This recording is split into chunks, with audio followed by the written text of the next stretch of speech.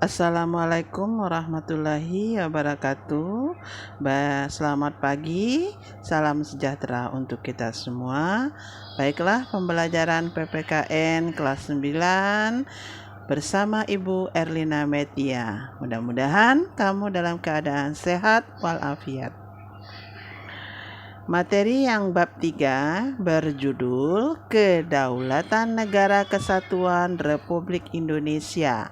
Tujuan pembelajarannya adalah mengenal serta memahami ketentuan tentang bentuk dan kedaulatan negara sesuai dengan Undang-Undang Dasar Negara Kesatuan Republik Indonesia tahun 1945. 2. Menumbuhkan rasa ingin tahu terhadap ketentuan perihal bentuk dan ketentuan negara sesuai Undang-Undang Dasar Negara Kesatuan Republik Indonesia tahun 1945. 3. Memahami berbagai prinsip kedaulatan sesuai Undang-Undang Dasar Negara Republik Indonesia tahun 1945. 4. Memahami dinamika perwujudan kedaulatan negara kesatuan Republik Indonesia. Hakikat kedaulatan dan teori kedaulatan Jan Bodin mengatakan bahwa kedaulatan adalah kekuasaan tertinggi untuk menentukan hukum dalam suatu negara. Jadi kedaulatan itu sama dengan kekuasaan. Kata kedaulatan berasal dari bahasa Arab. Di bahasa Arab namanya daulah atau kekuasaan tertinggi. Kalau di Indonesia, kedaulatan sama dengan kekuasaan tertinggi. Kedaulatan adalah kekuasaan tertinggi yang ada di dalam suatu negara. Kedaulatan memiliki 4 sifat pokok. 1. Asli. Artinya kekuasaan tidak berasal dari kekuasaan lain yang lebih tinggi. Berarti hanya ada satu-satunya kekuasaan. 2. Permanen, artinya kekuasaan itu tetap ada selama negara itu ada.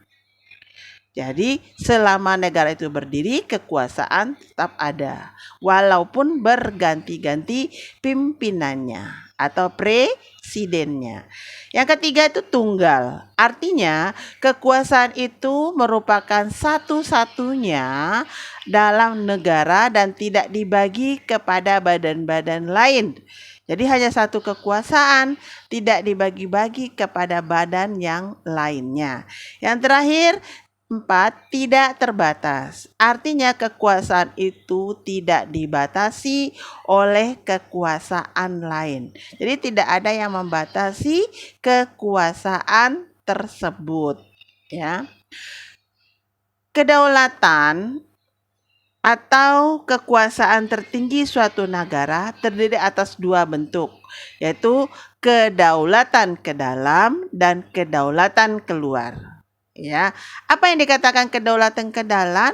Bahwa negara yang merdeka memiliki kekuasaan untuk menyusun dan mengatur organisasi pemerintah sendiri menurut kehendak bangsanya sendiri, serta kekuasaan untuk mengelola semua yang ada di wilayahnya yang mengandung sumber daya alam baik di darat, di laut maupun di udara untuk kemakmuran rakyatnya tanpa campur tangan negara lain berdasarkan peraturan perundang-undangan yang berlaku. Itu kedaulatan ke dalam. Ini dikatakan juga sebagai tugas presiden sebagai kepala pemerintahan. Kalau yang kedua, kedaulatan keluar atau dikatakan juga kekuasaan presiden sebagai kepala negara disebutnya. Berarti mempunyai kekuasaan yang berhubungan dan bekerja sama dengan bangsa lain tanpa terikat oleh kekuasaan lain. Jadi apabila seorang presiden mengadakan hubungan kerjasama dengan negara lain, berarti itu adalah kedaulatan keluar atau tugas seorang presiden sebagai kepala negara.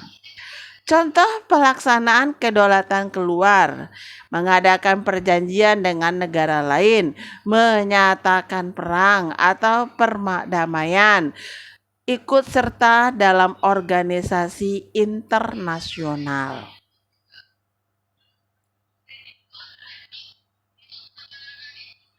Negara memiliki kekuasaan tertinggi untuk memaksa semua penduduknya agar mentaati undang-undang serta peraturan. Jadi negara manapun ya, baik negara Indonesia ya, mempunyai kekuasaan tertinggi memaksa. Siapa yang dipaksa? Warga negaranya. Untuk apa? Mentaati seluruh aturan-aturan yang ada di negara tersebut. Ya. Kedaulatan itu mempunyai 4 sifat pokok tadi ya, asli, permanen, tunggal, dan tidak terbatas ya. Nah, teori kedaulatan ya, itu ada 1, kedaulatan Tuhan, teori kedaulatan raja, teori kedaulatan negara, teori kedaulatan hukum, dan teori kedaulatan rakyat. Teori kedaulatan Tuhan beranggapan bahwa raja atau penguasa memperoleh kekuasaan tertinggi. Artinya, ya, dalam teori kedaulatan Tuhan ini ya bahwa ya raja yang mempunyai kekuasaan tertinggi itu adalah Tuhan. Yang mempunyai kekuasaan Tuhan nggak mungkin dia memerintah di negara tersebut. Jadi bagaimana? Dia hibahkanlah ke raja. Ya, jadi raja itu yang dianggap sebagai Tuhan. Dialah yang mempunyai kekuasaan tertinggi. Selama abad pertengahan, teori kedaulatan Tuhan itu berkembang dengan pesatnya. Ya, menjadi teori kedaulatan raja. Jadi ada perubahan dari teori kedaulatan Tuhan menjadi kedaulatan raja. Kedaulatan terletak di tangan raja sebagai penjelmaan kehendak Tuhan. Jadi Tuhan itu tidak mungkin memerintah secara langsung. Siapa yang melaksanakan kekuasaannya atau kedaulatannya adalah raja. Ya. Kalau teori kedaulatan negara, kekuasaan pemerintah bersumber dari kedaulatan negara. Jadi sumbernya kedaulatan atau kekuasaan negara. Negara dianggap sebagai sumber kedaulatan yang memiliki kekuasaan tidak terbatas. Ya. Arti tidak terbatas berarti ada yang membatasi. Apa yang membatasi kekuasaan negara tersebut adalah hukum yang ada di negara tersebut. Ya, yang membatasi adalah hukum. Sekarang teori kedaulatan hukum. Apa yang dikatakan teori kedaulatan hukum?